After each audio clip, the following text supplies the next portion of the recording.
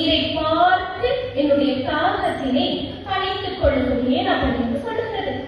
அப்பொழுது பெண்மான் என்ன செய்கிறது என்றால், ஓகே, இந்த நீரினை இருவருமே பங்கிட்டு குடித்துக் கொள்ள முடியும் என்று சொல்ல, உடனே ஆண்மான் சொல்லுகிறது, நீ அதிகளவாக குடித்துக் கொள்ளணும்.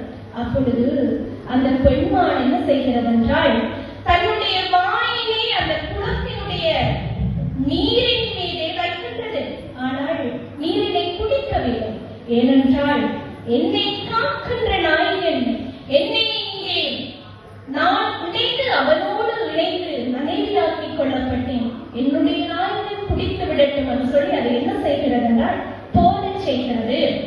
ஆகவே போடச் செய்து அதிலே தன் வாயினை வைத்து குடிப்பது போல பாசாங்கு செய்கிறது, நடிக்கின்றது.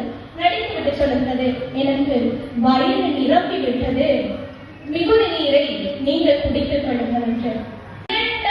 நினைந்து நிற்கின்ற நிலையினைத்தான் அது குறித்து நிற்கும். ஆக இந்த விளைச்சல் அன்பினில் உணர்வான் என்ற கணம் எங்களுக்கு எங்களுடைய மனித வாழ்க்கையிலே எப்படிப்பட்டதாக இருக்கிறது? அன்பு இன்று நாங்கள் இருக்க முடியாதா? அன்பு எப்படியாக எங்களுடைய வாழ்க்கையிலே சுற்றி பிணைக்கப்பட்டிருக்கின்றது என்ற கேள்விகளுக்கெல்லாம் விடை கூறும் முகமாகத்தான் இன்றைய இந்த கருத்துரை அமைந்திருக்கிறது. இப்பொழுது விளைந்த என்ற பொருண்மை 3 காலத்திலே வரும். விளைக்க, விளைகின்ற, விளையும். ஆகவே எல்லா பட்சத்திலே நடக்கக்கூடிய கருத்தியலையும் சொல்லியிருக்கிறது. இப்பொழுது நெல்லினை விளைக்கின்றோம், நெல் விளைந்து கொண்டிருக்கிறது, நெல் விளையும் என்ற அந்த 3 நிலை பொறுமைகளிலே விளையும் என்ற கருத்தியல் அமைந்திருக்கிறது.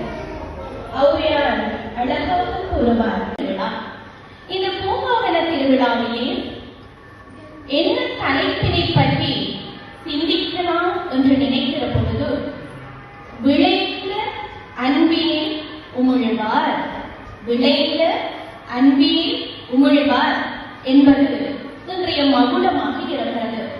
நீங்கள் இதிலே பெரிதாக யோசிக்க தேவையில்லை. உங்களோடும் உங்களுடைய மனதோடு மிக நெருக்கமான தலைப்பு தான்.